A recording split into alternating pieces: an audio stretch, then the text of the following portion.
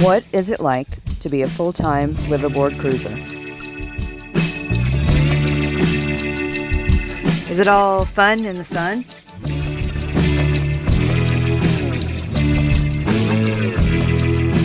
Is it the life that dreams are made of? Join us as we spend some time in Luperon chatting with folks who really live this life.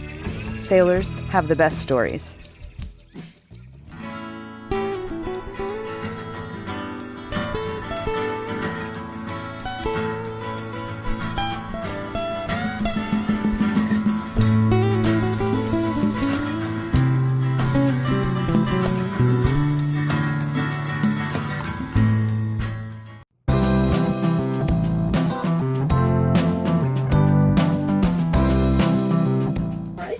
My name is Rita, and Rita Forlighter, and we have Stamas 44, and our boat name is Lone Star Love, sure, Texas.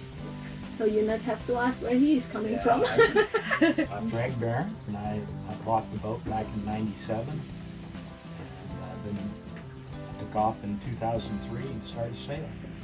Wow. Hey, well, welcome to Song of the South. She's a 1988 Lenoir Seamaster. She's 46 feet. She's a Robert Perry design. Oh.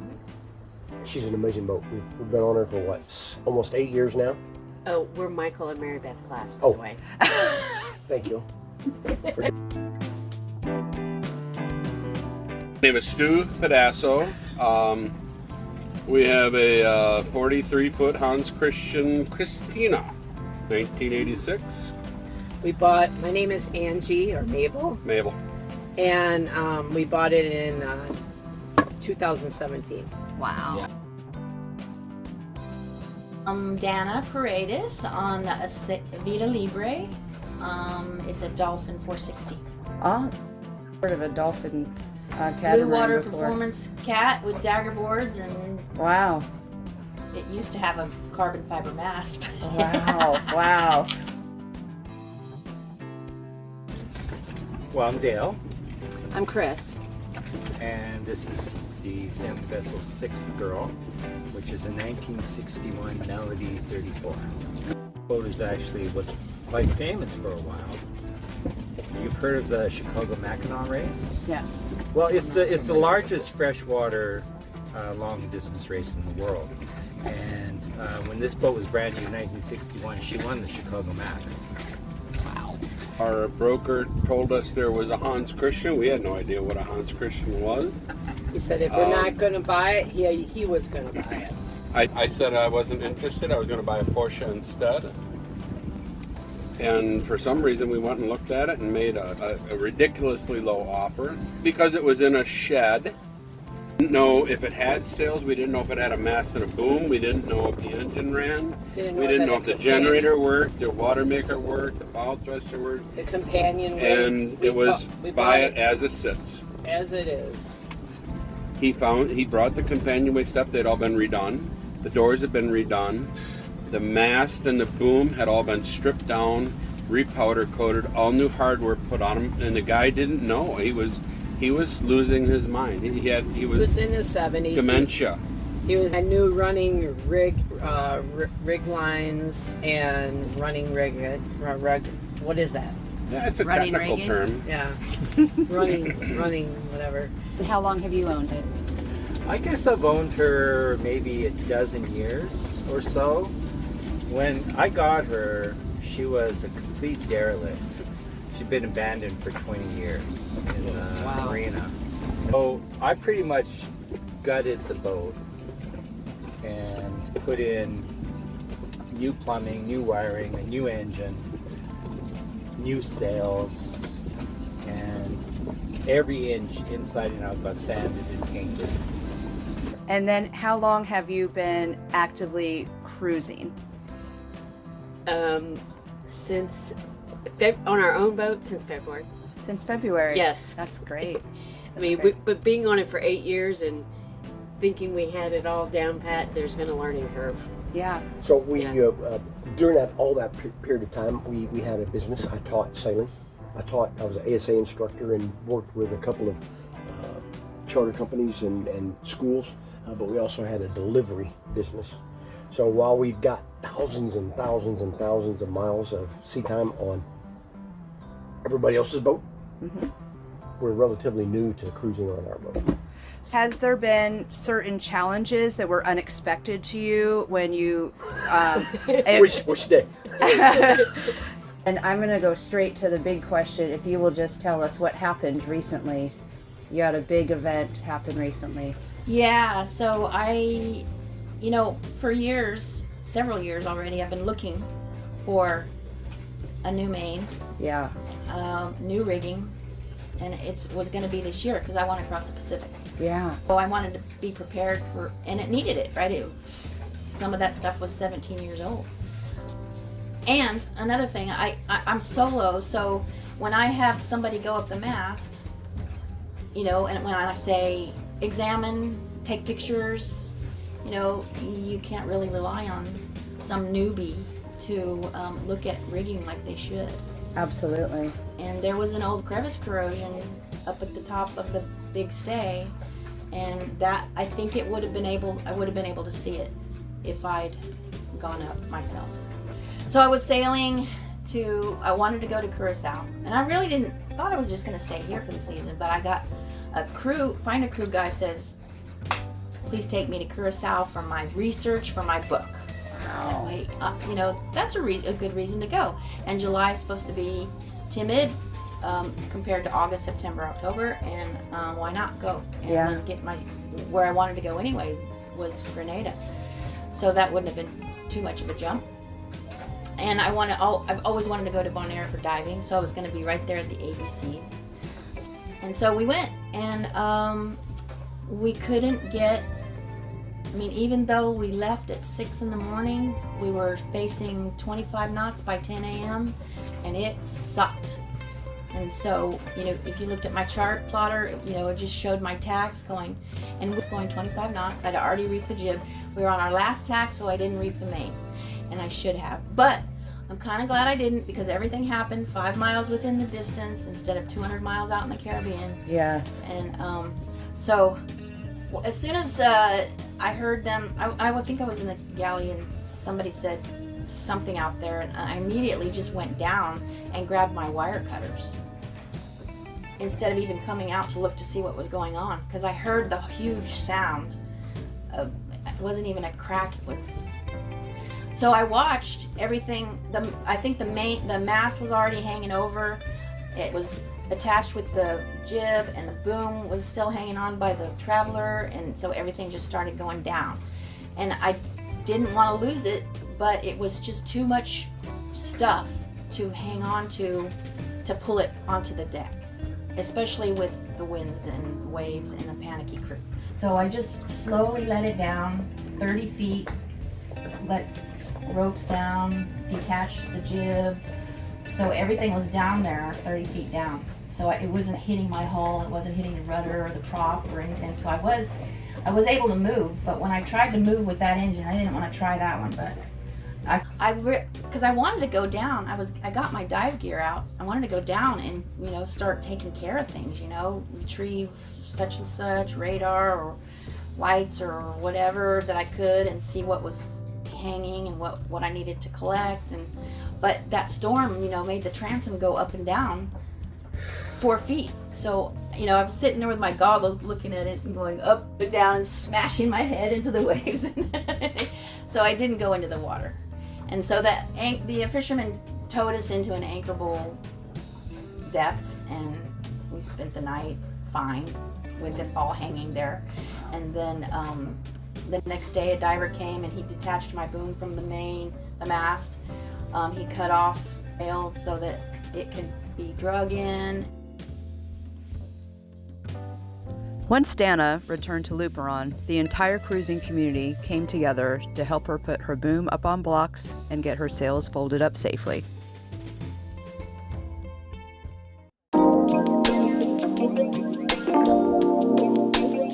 Is there anything that either one of you really misses about living on land?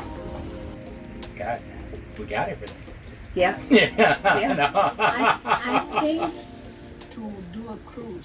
you already made one step forward to other people who live on land. There's just some people that's no way. They need to open their water when they want. They need to have the light switch when they want. I think what we who likes to go on the boat, first of all, love is nature.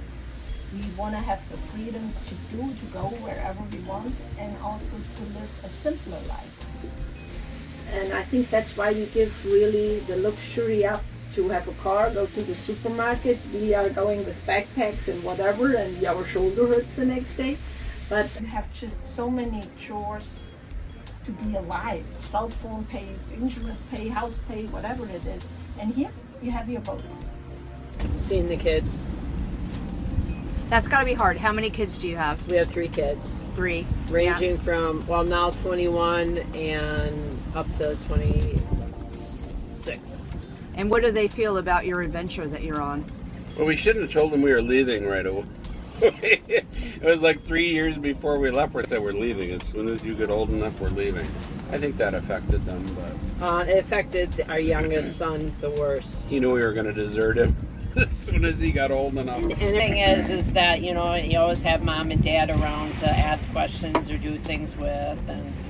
And then our next person would be our youngest daughter.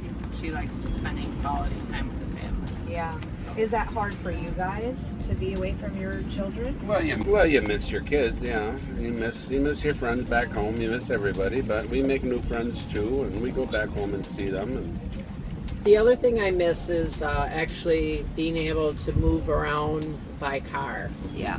You're not able to do that, obviously. What do you miss most about living on land? Nada. Not having a dog. Having a dog. Yeah, I miss my dog. I'm gonna make him cry. Because it's so hard to get into some countries, I would never want to quarantine an animal. Mm-hmm. And that is our biggest reason for not doing it, because we don't know where we're gonna go. When we get to where we're gonna be for a while, we'll adopt a pet. Yeah. And Yeah. the furry ones are our family members. Yep. Right? Absolutely. Yeah. Absolutely. Shopping. Shopping. I mean, I carry 2 50-pound bags with me every time I go. Heard that. Amazon.com. I mean, I don't miss it because you do end up spending a lot of money, but you get the things that you need. That's the best part of the States. Yeah. A thing that you really miss about living on land compared to your life now? Oh yeah, I miss my kids terribly, you know, because they're in Vermont, and so of course, I mean, and they have wonderful partners, and I am actually pretty terrestrial. So one of the reasons I love it here so much is that Ed and I get to shore every morning, and there's yoga that I can do on shore. We go into town all the time, and we walk around, and I definitely miss like a full-size kitchen.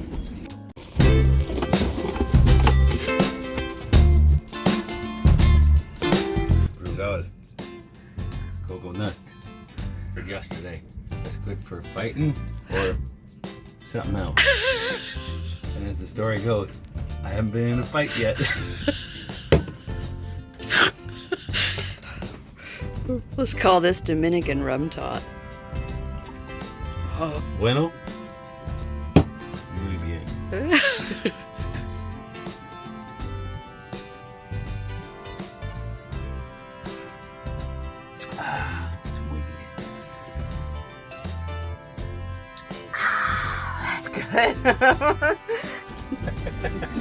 So, how do you guys together negotiate on living together in such a small space on a daily basis? Obviously, you get along very well, but couples have things. So, how do you deal with that? We laugh about this sometimes because there have been times where we've been on deck and Dale will be like, okay, I need to replace. You know, we had some issues and we were replacing. Shrouds. We were the stays on the shrouds, and so he's like, "Okay, I'm gonna be up here. I'm gonna do this. You go down here." And so we're huddled together and we're working, and it's all hot and sweaty. And I was like, "You know, babe, it's hot and sweaty. We're like always. We're never more than 6 feet apart. We never are. When we're in the V berth, when we're here, you know, on the deck, we're working. We're never. And I was like, and I never get tired of it. I think that that's a part of it. Is that you could be the kind of person, and this is important for people to say, I need my space, I need some time. I think I'm going to stay here and watch a movie if you're going to go into town and have a beer. And people negotiate that really well, and I applaud them for that. Mabel's just a very forgiving person, very easy to get along with. I am seriously a problem child, so I know. I agree on So that. I've always given her all the credit for anything that is relationship related. For being, she's a very forgiving person. As one person is very forgiving, and the other one will make you laugh every now and then. Yeah, and That's my only he's only redeeming saying that- quality, by the way. He's only saying that because I have to crawl up on the top of the mast to put another wind vane back up again. I always said that, you know that. Oh, there's still room in there. I better take care of that. The most important is you have to have a very good relationship with the other one. Yes. Because if you live in a human society anywhere on land, you can walk away, you can drive away, you can do whatever you want. On a boat, you're confined on that small place, and it can be heaven or hell. Mm-hmm. And if you not have the right person, that is already 50% of your happy lifestyle on the boat. You deal with living together in a small space on a daily basis. It's really Well- pretty easy because for us, because we went from this huge farmhouse to an apartment to here, but in the transition period, we worked together and traveled together. So we've been connected at the hip right For- from the get-go. I mean, There are times where, you need your you have a space. word and she stays down here and I go up there. I mean, you need your space. Everybody needs space, but if you argue a lot at home, you're going to argue 10 times as much on a boat. You have to have something to do. I think that's been when we've been most frustrated with each other, when we get to a point where we're bored. You can't be bored in a small space. You got to have. We're always doing projects, something on the back burner. We have projects, we read, we play games. So, we just try to Try to change it just up. try to change it up and keep moving. You'll have times where we have to kind of space each other. I'll go work on something, and I just need to be left alone so I can work on it. She goes, cleans, and does something on the boat, and then when we're in a port like this, it's in benefit for her to go for a walk or do her yoga or whatever, And you need, you need to get parked and then go back, and we enjoy each other. We play cards, play games, and you got to learn to be able to tolerate each other for quite a while. Yes, that's true. That's true. It's true, we get along really great. But we also have sort of developed a non-verbal traffic management system. If one of us is walking, the other one steps out of the way of the one walking. Neither one of us has to say anything. We don't even think about it anymore. And we've developed ways of moving back and forth in all these spaces where I don't have to say anything. I just move and she steps the way, or I do the same thing back again. And so in these small spaces, we just automatically move without any friction or conflict or anything like that. And we never argue, we never quarrel, we never have anything like that. I don't know why, but we never do. We're sickening. That's what we are. We're sickening it. At home, you can run away too easily. On the boat, you cannot. So you have that challenge, how am I gonna make it work? And if you care about the other half, you want to make it work. And I think that's a complete different other challenge, And if you live on land, well, you go to your girlfriend and or whatever and dine out. But sometimes on a boat, you cannot. Makes you also sometimes you write a diary. Write the stuff down when you have a problem, because when he's mad, you cannot talk to him about his problem. So it maybe makes your mentally and your whole physical lifestyle living together way more challenging as on land. And I like that actually. I love people. So yeah, I enjoy that. Yes, definitely. The game. Yeah. Like when we're underway for a long time, like because it took us what 2 weeks to get here from Florida. We don't have a set routine. We just kind of let life dictate what we're doing and when we're doing it, and We just live. it keeps it from getting boring. We just live. It's like, Yeah. you know, Yeah. you eat when you're hungry, you sleep when you're tired. Yeah. So I think that when you are also, there's room for each of you to be like creative and growing and doing. And Dale's never been one to say, you know, oh, you want to make wine? There's a whole bunch of shit on the boat.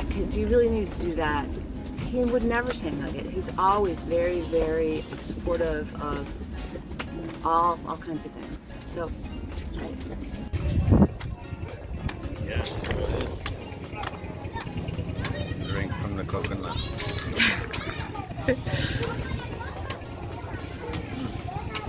Nice.